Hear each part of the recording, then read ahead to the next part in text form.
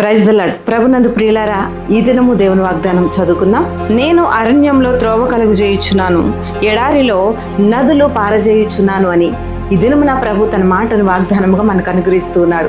దేవుని సన్నిధిలో ప్రార్థించి వాక్యం కొరకు ఎదురు చూస్తున్నాను నిన్ను ధైర్యపరిచేందుకే, నీకు నూతన బలమునిచ్చేందుకే ఈ దినమున తన వాగ్దానం ద్వారా ప్రభుని యొద్దకు వచ్చి ఉన్నారు. నీవు ఈ దినమున ఎటువంటి పరిస్థితుల్లో కొనసాగుచూ ఉన్నావో, అరణ్యము లాంటి శోధనలు, అరణ్యము లాంటి వేదనలు, అరణ్యము లాంటి కన్నీటిలో నుంచి ప్రభు నిన్ను లేవనెత్తి విడిపించేందుకే అరణ్యములో ఆయన నీ కొరకు త్రోవను కలుగజేయుచున్నాడు.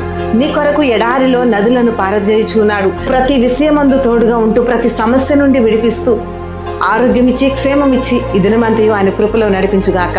ప్రార్థన. తండ్రి, వాగ్దానము ప్రతి ఒక్కరి పట్ల నెరవేర్చి నజరేయుడైన యేసుక్రీస్తు నామంలో రక్షణ, స్వస్థత, విడుదల దయచేసి ఎందరైతే మ్యారేడాలుగా బర్త్డే జరుపుకుంటున్నారో నీ నామంలో దీవించమని ప్రార్థించి వేడుకొనుచున్నాను తండ్రి. ఆమేన్.